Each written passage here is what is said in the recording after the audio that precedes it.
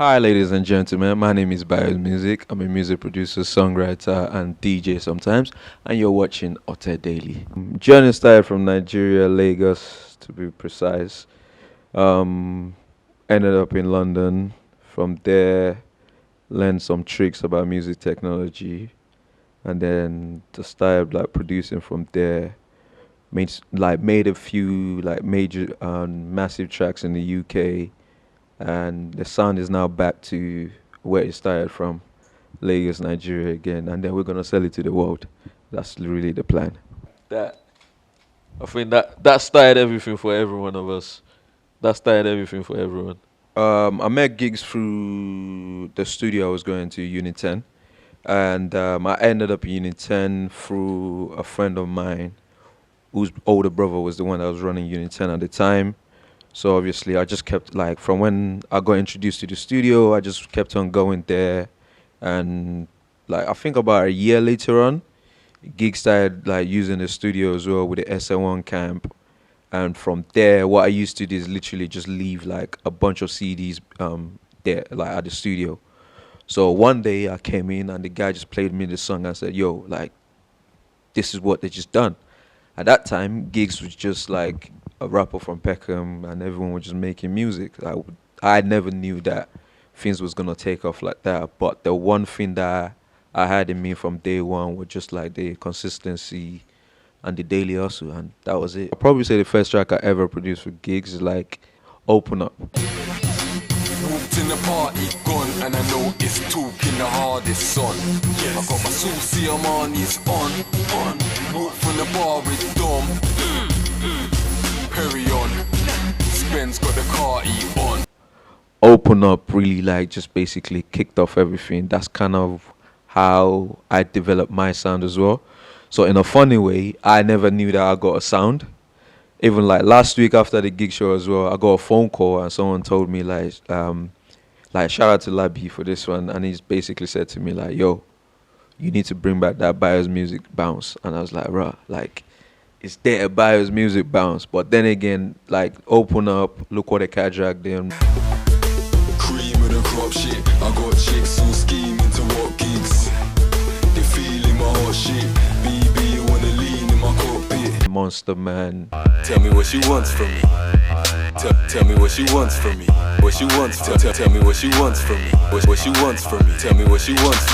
That's like technically now me looking back at it, that's the like those are the records that's got the Bayoz Music bounce. I was in the studio most times with him, so he was just like it was a good experience as well. And the one thing I took from him is basically like how to put a project together. You know what I'm saying? Because there's no like what I think like I'll give you an example. They'll probably everyone will get a phone call and go, "Okay, cool, the next mixtape is in the work." Everyone basically come down to the studio, like play just leave the CD of instrumentals. So you'll probably pick like the whole week, every night, just recording, just recording. He's already structured out what artists are gonna be on the tape, all that kind of stuff. So for me seeing that is like, yo, like I wasn't even an artist. Like at that time I'm a producer.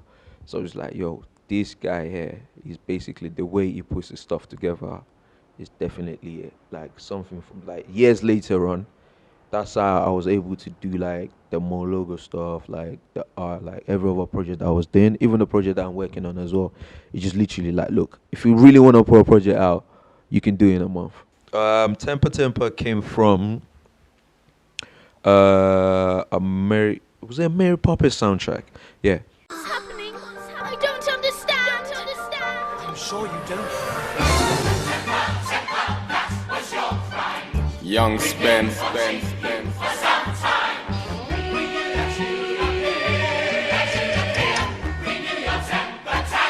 Snitchy.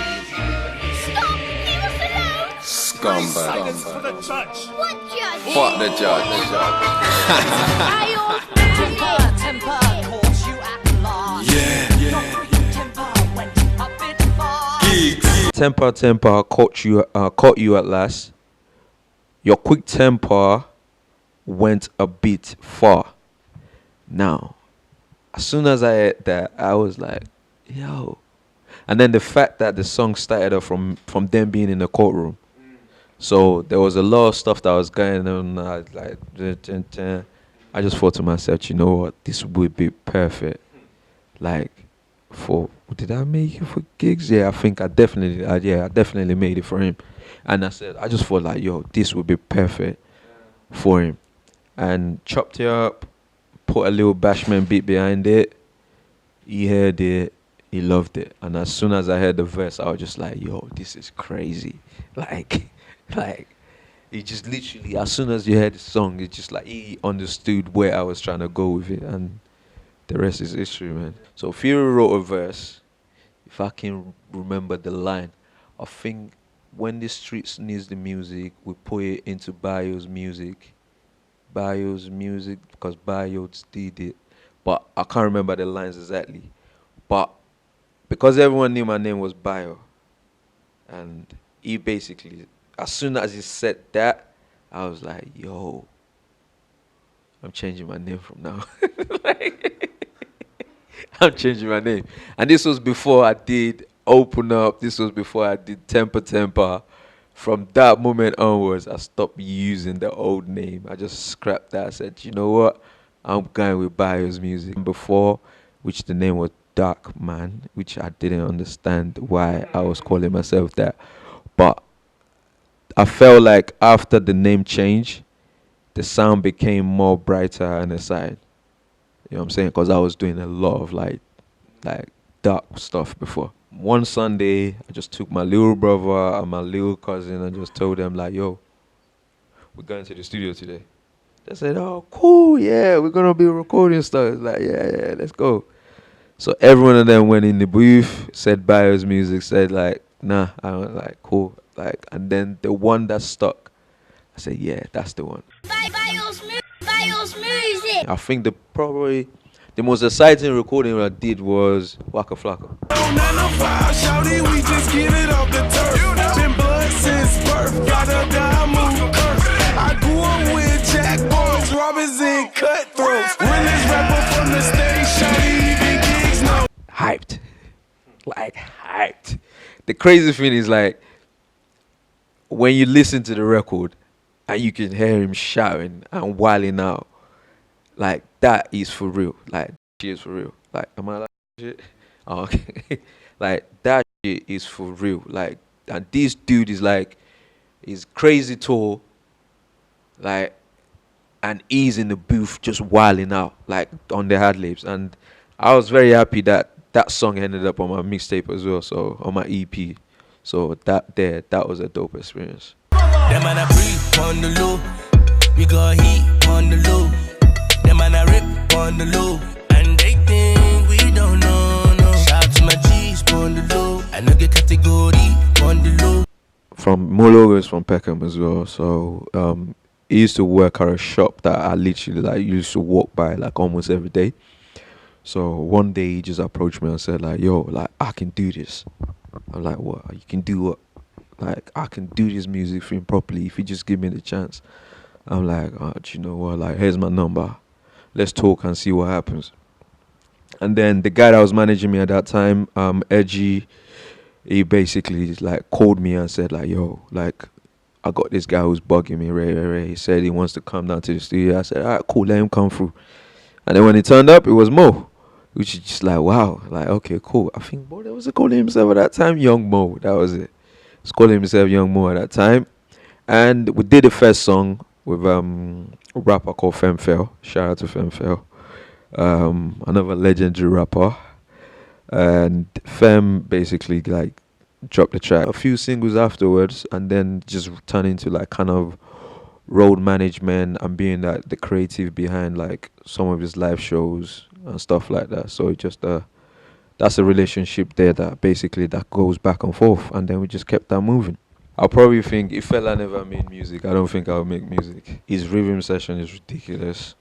The brass session is amazing, and vocally and the way he puts stuff together, it's just like, yo, I want to be like this guy when I grow up. But obviously, growing up in Nigeria, you can't really tell your parents that, oh, you want to be the next fella. It's like literally you're telling them you want to be the next guy that smoked the most weed. So it's just like exactly. Yeah. So it's like I feel like without him, I probably wouldn't end up making music. From when I listened to his stuff when I was in Nigeria, I fell in love with it and I said, you know what, this is it. We live in a digital space now, so I can make it in my bedroom and sell it to the whole world. You know what I'm saying? So now it's like this is the best time to be making music, like especially as an unheard of artist. This is the best time to be making music. Just learn some digital marketing and you'll be alright, man. I really don't want to do an album unless I'm ready to basically start doing shows and start touring the country. So EPs is easier for me to do. So I got the first project, which is called No Sleeping. The volume 1 should be out like very soon. That's just about 6 tracks, and it's just a mixture of everything that I'm looking to do for the new year. So No Sleeping is an introduction to I wouldn't say the new Bayoz Muzik sound, but the new direction that I'm trying to take my music now. Listening to a lot of like bossa nova as well lately, and a lot of like jazz music as well, because I'm trying to like tap into some stuff and try to like change the direction of our play stuff as well. Yeah, so You have quite eclectic music taste. yeah. I mean, like I never knew about drum and bass, garage, dance music until I moved to the UK. So me coming across those style of music is literally like wow, like it's like a kid in a candy shop. So from there, just like anything, and then like studying as well. Just studying music alone helps like to open your heads to different things. So like studying music as well, and I had to break down different styles of music and stuff like that. So from there, I found like different style of music very interesting. It's like, especially if you make like good music, it doesn't matter what it is. I'll definitely give you a first listen. Going down, put it down for the world to see. LP and X-Men to the 10th degree. Going down, nobody in the world is safe when we melt down the wax in your record crease. Going down, put it down for the world to see. LP and X-Men to the 10th degree. Going down, nobody in the world is safe when we melt down the wax in your record crease. Going down. That was like merging hip hop and rock. Was just like wow, this is beautiful. I can never like corner my music and put myself in a box, because it's just like, look, if these guys broke down barriers, then why am I sticking to one sound? Like, you know what I'm saying? So Linkin Park and the Executionists is definitely the band that definitely like did a lot of stuff. Yeah.